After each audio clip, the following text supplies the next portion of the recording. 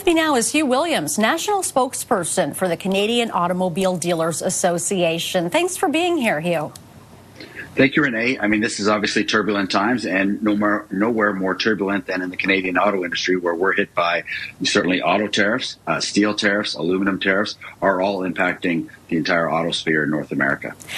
Many in Canada's auto industry were not happy to hear about this new deal with China that would allow 49,000 Chinese EVs into the market.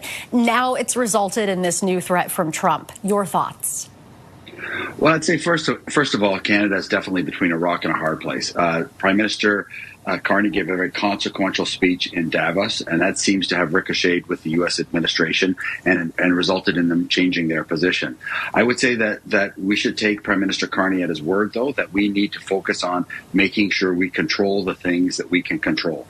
And in the auto sector, we are asking and have been asking for a while now to clean up some of the things that make us non-competitive. Manufacturers tell me that we are the least competitive place in the world for them to do business. We have an EV mandate that has been paused but now needs to be removed.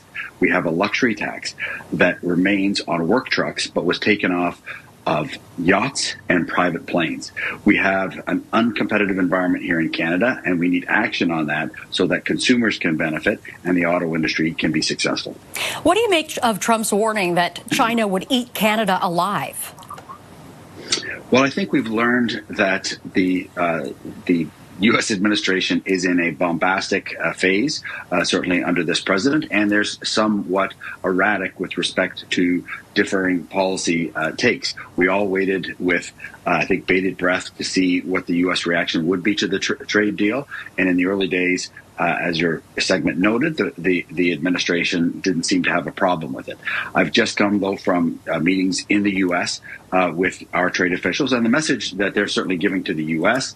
is that we can't turn away from the U.S. We're going to be doing business with the U.S. We are each other's largest trading partners, with 32 states, Canada being their largest market, and we've got to diversify our markets at the same point in time. And I think that's the needle the Prime Minister is trying to thread. But from our point of view, you look at a policy like an 100% EV mandate. I just came from shoveling my driveway like a lot of Canadians. It's minus 30 outside. We have utilities saying that they have to cut back on use of electricity, and we're nowhere near 100% EVs. The country's just not ready for it. We've got to clean up these kind of messes when we're under strain from our largest trading partner in a very erratic way.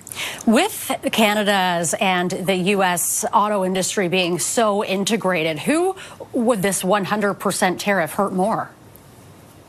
Well, we led a trade mission down to Washington, D.C. for the first time ever, the Canadian auto dealers, and our message to American lawmakers was we are the biggest customers in the world of American-made cars.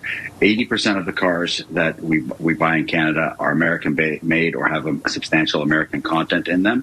We are the largest market for American-made cars, larger than Germany, Mexico, and China combined. It's a very unusual situation to have the largest customer, be under threat from the purchaser. So, there obviously has to be a lot of focus on preserving the USMCA. I think Minister LeBlanc made a very measured statement in response to the U.S. administration, and we've got to be tactical as we go forward here. We're not without power here in Canada, the power of being consumers, but we've got to get back to a place where we have normal trading relations with the U.S. and less uncertainty. The one thing I would say on behalf of the 3,500 car dealers in Canada, 175,000 employees, we have to be mindful that every car here sold in Canada should go through a dealership network where there's local community investment, local employment in those dealerships. We're actually the largest employer in the auto industry and would urge the Prime Minister to remember that when they're making policy. Okay. Hugh Williams, national spokesperson for the Canadian Automobile Dealers Association. Thanks very much, sir. Thanks for having us on.